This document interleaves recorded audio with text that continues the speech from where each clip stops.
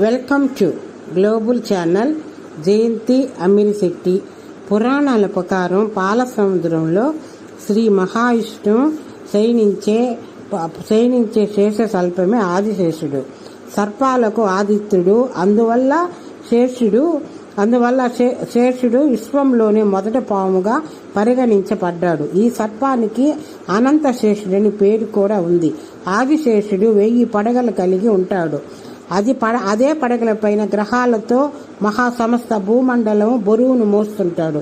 విశ్వం సృష్టి విధ్వంసంలో శేషుడికి ప్రత్యేక పాత్ర ఉంది. ఆదిశేషుడి అవతారాలలో వర్ణనలు మహాభారతం, రామాయణం సహా అనేక ఇతర పురాణాల్లో కూడా కనిపిస్తాయి. అయితే ఆదిశేషుడు తన తల్లి చేసిన మోసానికి కోపం వచ్చి ఆమెను విడిచిపెట్టి ఆ తర్వాత శాశ్వతముగా వైకుంఠానికి చేరుకొని శ్రీ మహావిష్ణువు శయన తల్పముగా సేవలు అందిస్తుంటాడు. శేషనాగు జననం బ్రహ్మ మానస కుమారులు ప్రజాపతి కశ్యపునకు 2 భార్యలు. దక్ష ప్రజాపతి కుమార్తెలు క్రద్రువ, వినతులు. ఒకసారి సంతోషముగా కశ్యప మహర్షి వినతి క్రద్రువ ఏదైనా వరం కోరుకోమని అడిగాడు.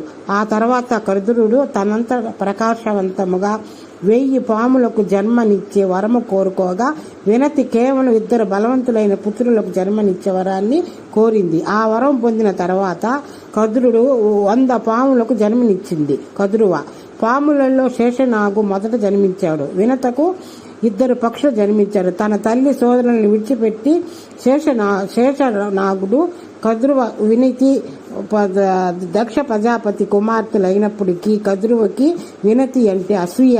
కద్రువ ఒకసారి వినతను ఒక ఆటలో మోసముతో ఓడించి తన బానిసగా చేసుకుంది. తన తల్లి సోదరులు కలిసి తన తల్లి లాంటి వినతని మోసం చేయడంలో చూసిన శేషనాగుడు చాలా బాధపడ్డాడు. అప్పుడే అతను తన తల్లి సోదరులను విడిచిపెట్టాడు. తర్వాత గంధమానవ పర్వతంపై తపస్సు చేయుటకు ప్రారంభించాడు. బ్రహ్మదేవుని గురించి వరము శేషనాగుడు కఠోర తపస్సు చేసి బ్రహ్మదేవుని సంతోషపెట్టాడు. తనకు వరం ఇవ్వమని వచ్చిన బ్రహ్మదేవుతో అన్నాడు, ప్రభు, నా సోదరులందరూ స్వార్థపరులు. నేను వారితో కలిసి జీవించలేను.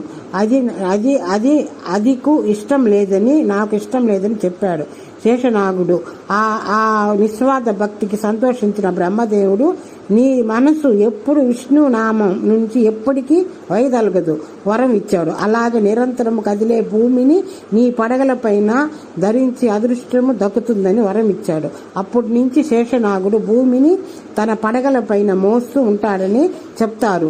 అనంతనాగు శేషుడు. శేషనాగుడి తల్లి పేరు కద్రువ అయినందున ఇతరునికి కద్రువ నందన్ అని కూడా పిలుస్తారు.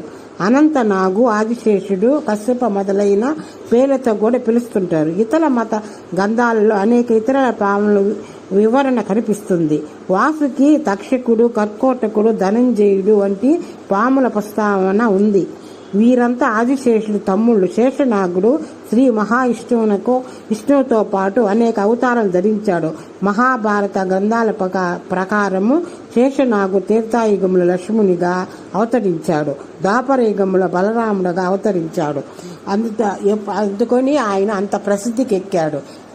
బ్రహ్మదేవుని వరాన ఆయన ఇంకొక పురాణంలో ఇంకోటి కూడా ఉంది. ఏంటంటే ఈయనకి ఎప్పుడు ఆయన బలరాముడికి కృష్ణుడికి అన్నగా బలరాముడిగా భారతంలో రామాయణంలో రాముడికి తమ్ముడిగా అవతారాలు ఇచ్చాడు. ఆయన విష్ణుమూర్తి ఏ అవతారం ఎత్తుతున్నా శేషపానుపు అవతారం ఎత్తుతూ ఉండేవాడు.